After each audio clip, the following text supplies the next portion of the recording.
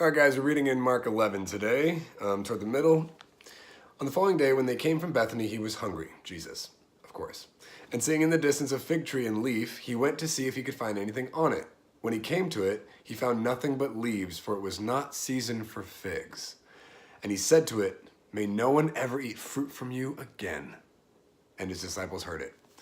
Then he goes to a temple somewhere in Jerusalem, throws everything around, ruins all the money changers and tells them they're all horrible robbers or whatever, and just ruins the business of the temple.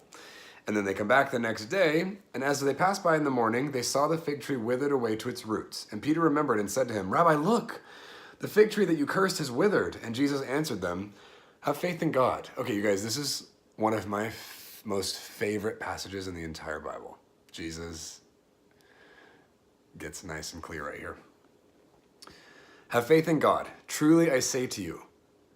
And whenever Jesus says, "Truly I say to you," or "I tell you the truth," or "Verily, verily I saith unto thee," Jesus is saying, what I'm about to tell you is straight up real. This is straight up the truth. Accept it, believe it, let it change you, because this is really going on, all right? And he's saying that here, so pay attention. Have faith in God. Truly I say to you. This is real. Whoever says to this mountain, "Be taken up and thrown into the sea," and does not doubt in his heart, but believes that what he says will come to pass, it will be done for him. Therefore I tell you, whatever you ask for in prayer, believe that you have received it. Past tense, it's already here. And it will be yours. And whenever you stand praying, forgive if you have anything against anyone, so that your Father also Forgive if you have anything against anyone, so that your Father who is in heaven, this is so hard to read right now,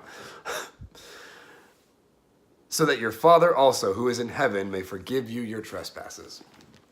What is Jesus saying? Straight up, if you believe that what you say, what you ask for, whatever, if you believe in your heart that that's what is going to happen, that it's already done in your mind, in your heart, it'll happen.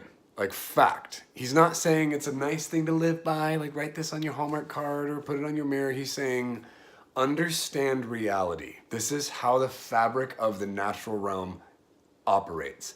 What you believe dictates what happens. And there's a correlation between what's happening here, right? And then what we see manifest around us. And sometimes it doesn't happen right away. Sometimes things happen over time, right? Jesus cursed the fig tree. It didn't happen in that instant. It took a day or so and the tree deteriorates, which that's already accelerated, right? So it's already a supernatural occurrence, obviously. But sometimes people don't believe this because they ask for something and it doesn't show up in their timing. You guys, one of the factors to this whole dynamic that I think throws people off is timing. You got to let go of the timing thing. I mean, I'm not saying don't have a desire or hope or whatever for when things are supposed to take place, but recognize that when might not necessarily be up to you. Understand that creation and the law of sowing and reaping and something being planted and germinating and growing doesn't necessarily happen in a time frame that you have in your head, because sometimes what we perceive as being the time we want isn't actually appropriate with reality. It doesn't make sense. I'm not saying I'm talking about possibility. I'm talking about when you, I don't want to get into a ton of examples here, but the timing thing is a variable, but what you believe straight up changes what happens around you. What you believe is around the corner changes what's around the corner. This is reality.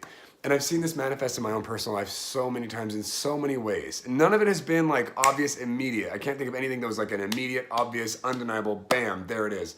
But I've seen so many insane coincidences, if that's what you want to call it. Which I don't believe that's the case. I mean, don't get me wrong, I experience coincidences in my life, but there are tons of things that I had purpose in my heart. I'm going to have this. This is going to happen. This is mine. This is here. This belongs in my life.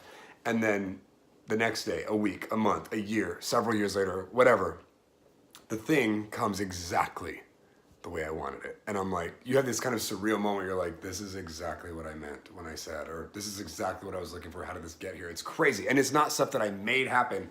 It's stuff that came about. And obviously I might have had a part to play in it.